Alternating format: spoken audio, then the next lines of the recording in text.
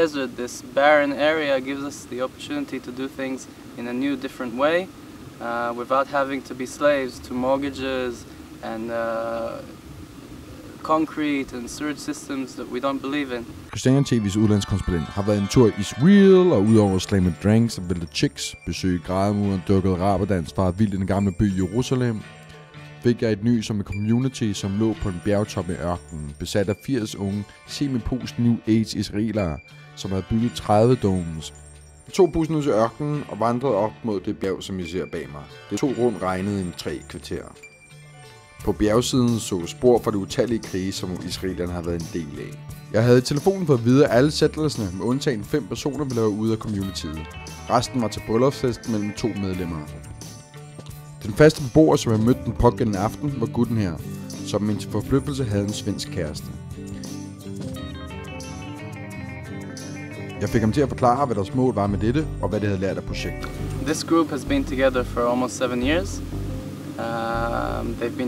We've been trying through all of the legal channels and through the authorities to receive any place for a new settlement, joined by this idea of making an illegal settlement with values and different infrastructure and things that they believe are better for humans to live in.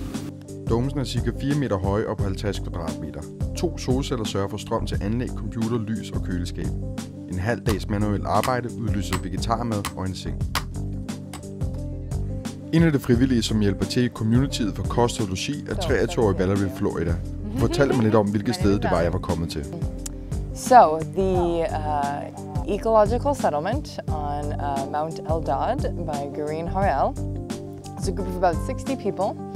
And a month and a half ago, they started settling on this mountain after like 7-8 years of planning, and they are building geodesic domes for them to live in.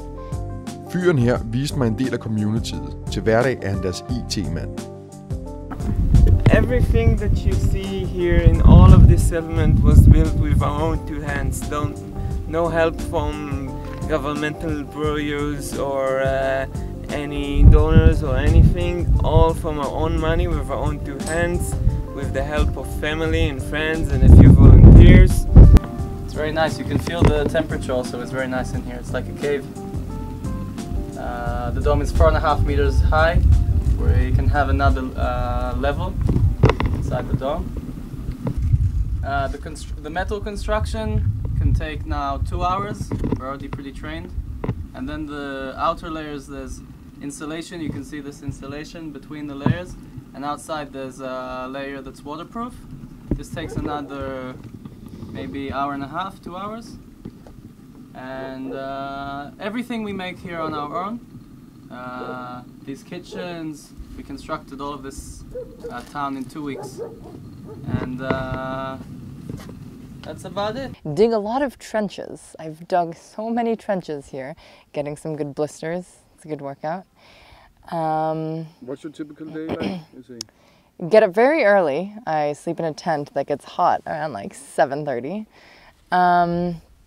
Get up, prep some breakfast. Most work days, everyone sits and drinks a coffee, and there's a guy with a clipboard and lots of walkie-talkie action, and everyone's organizing. This dome is going to get covered, this dome is going to get moved, this pipes will be laid here, this solar panel will be cleaned, this truck will go here and bring this, and everyone works until about like 11. Then it gets too hot out here, so thankfully we have this, it's called a zula. It's like a big covered dome. We all gather here, cook lunch. I clean lunch, I take a nap, I cook dinner. Alle domesene er indrettet forskelligt, alt efter personlighed. Det er den svenske pige Malins hjem, som hun deler med Asher og hendes kæreste. Jeg spørger hende om projektet. Project started something more than a month ago, and since then we've been building, working our asses off, you know, putting up the domes, putting up the toilets, the kitchen, everything. It's hard work, but it's worth it. We're building our own village, you know. Hun er en pige med mange facetter, og jeg vil vide, hvorfor hun har slået sig ned i Israel. a much better climate for the first. It's warm, it's beautiful. It's really tiny, so it's easy to travel here. And also the different regions has extremely different nature. There's the desert, where I live, and there's the middle part, which is flatter, and there's the north with mountains and green and rivers. It's beautiful. Det er communityets bade- og toiletfaciliteter. Vandet bliver leveret via trucken her, som er 2 timer om at komme op ad den stenede vej. Det sker hver 3. dag. Håndværkerbad med øse og ørkenudsigt. Med tiden skal alt vandet genbruges til grøntsager, sågar til drikkevand. Afføring til kompost til gødning. Here it's, from your heart. And What do you gain? the good vibes, specifically here, the loving vibes from the people. They're the most beautiful, very stubborn people, but the most beautiful, warm, welcoming. And it's the small things. It's the waking up and doing the desert yoga and meditational breathing to the sunrise. And just, it's how good the cup of coffee tastes when you're covered in sand and sweat after moving rocks from a road. And, personal Zionistic satisfaction of doing something that makes a difference.